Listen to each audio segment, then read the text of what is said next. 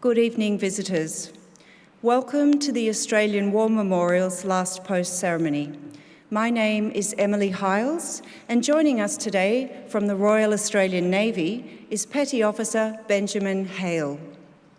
We warmly welcome the delegation representing the United States Marine Corps. We welcome the veterans who have served, those that are still serving, and the families that love and support them. We acknowledge the members of RSL and Services Clubs Association, RSL Victoria and RSL Queensland who are watching the broadcast of this ceremony across Australia. During this evening's ceremony, wreaths will be laid at the base of the pool of reflection by visitors to the memorial. If you're able, please stand and join in singing the national anthem.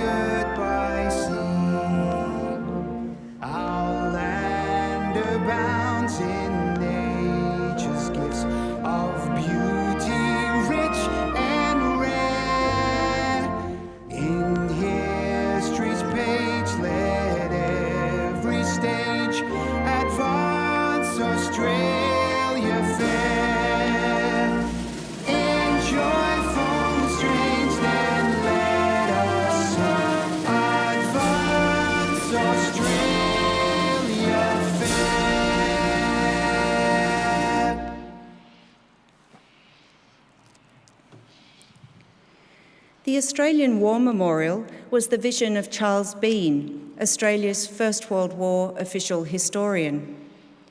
Bean landed with the Australian troops on Gallipoli and stayed with them at the front through to the end of the war. The idea of this national memorial and museum came to him at Pozières, France, in the depths of the bloody fighting of 1916. Bean's idea was that this would be a place where families and friends could mourn loved ones buried in faraway places. It would also be a place that could help all Australians understand what these men and women had endured and what they had done for us. Bean's vision, to which we remain true, is best expressed as inscribed in the entrance to the memorial's galleries.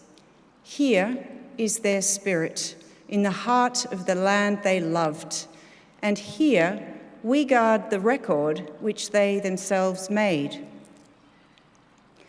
Tonight, we will read the story behind just one of those on the Roll of Honour, which lists the names of more than 102,000 men and women who have given their lives for us in war and on operations for more than a century.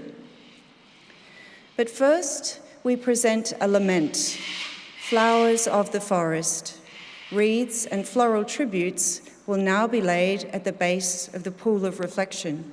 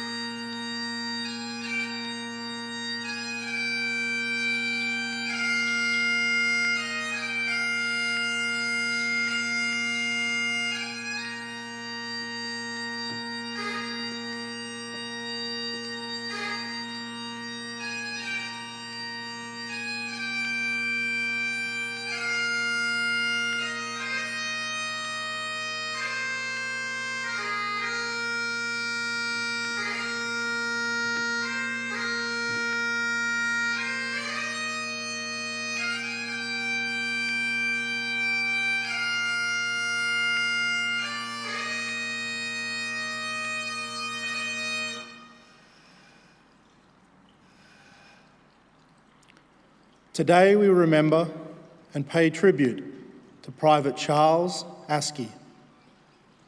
Charles Askie was born in Mackay, Queensland, on the 20th of October, 1898, the son of John and Deborah Askie. His father, John, was native to Scotland before settling in Australia and working as a miner. Young Charles Askie spent his childhood in the small town of Rutherford in the Maitland region of New South Wales and was educated at Cessnock Public School. On completion of his schooling, he began work as a clipper in the nearby coal mines. Askie enlisted in the Australian Imperial Force on the 19th of September 1916, when he was 18 years old. He was assigned to the 35th Battalion and departed for active service from Sydney on the 25th of October 1916 aboard the troop ship Askie. Askie reached England in December 1916, departing at Devonport to undergo training. He fell ill in early 1917 and was admitted to Fargo Military Hospital with an infection. Once recovered, Askie was discharged and sent to join his unit near Zonabaker in the winter of 1917. Heavy rain flooded the battlefields, turning the landscape into a sodden quagmire, which became synonymous with the battle about to take place at Passchendaele. The offensive began on the 12th of October and was intended to capture the strategic high ground at Passchendaele. The 35th position was constantly shelled. Mud and rain left the troops with ruined weapons and in impossible fighting conditions. Askie and his comrades proceeded over the top at 5:25 a.m. on the 12th of October and headed into what was described as a muddy hell. Machine gun fire was heavy, and about an hour into the battle, Askie was wounded by a hail of machine gun bullets. Comrades moved him to relative safety of a shell hole, but he was so badly wounded that they could not shift him any further. As the battle progressed, all traces of Private Charles Askie were lost. The Passchendaele offensive proved disastrous for the 35th Battalion, which sustained 418 casualties out of the 508 men who went over the top. 19-year-old Private Charles Askie was reported missing on the same day he was wounded, but it was not until March 1918 that his death was confirmed. His remains were never recovered, and today is commemorated on the Menin Gate Memorial in Epia, Belgium, along with more than 54,000 Allied soldiers who were killed in the First World War and have no known grave. His name is listed on the Roll of Honour on my right, among almost 62,000 Australians who died while serving in the First World War. A photograph of his name, listed on the Menin Gate Memorial, is displayed today beside the pool of reflection. This is but one of the many stories of service and sacrifice told here at the Australian War Memorial. We now remember Private Charles Askie, who gave his life for us, for our freedoms, and in the hope of a better world.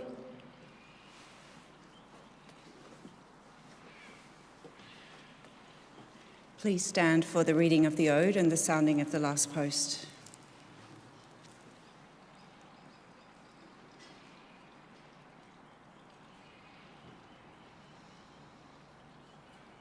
They shall grow not old, as we that are left grow old.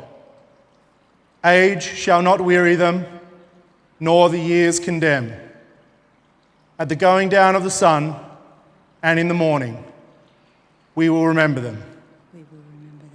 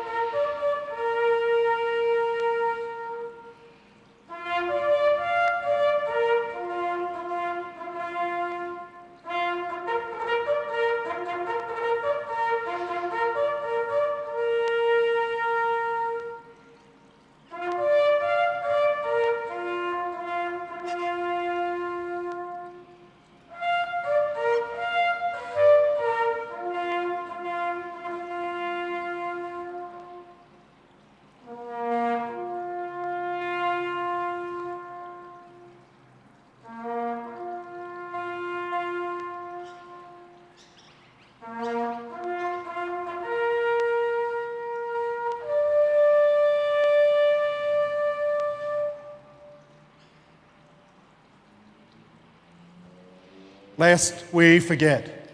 Lest we forget.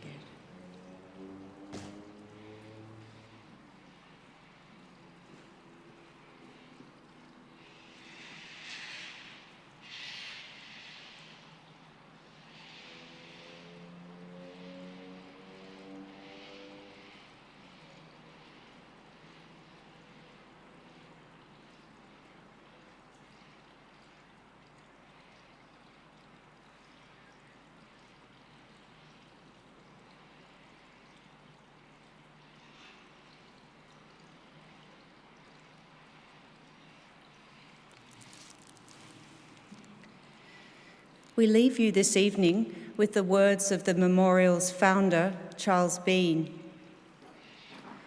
Many a man lying out there at Pozières or in the low scrub at Gallipoli, with his poor, tired senses barely working through the fever of his brain, has thought in his last moments, well, it's over.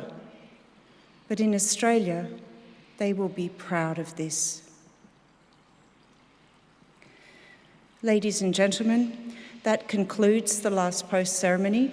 On behalf of the Director and staff, we thank you for visiting the War Memorial today and for your continued support of the War Memorial's redevelopment project.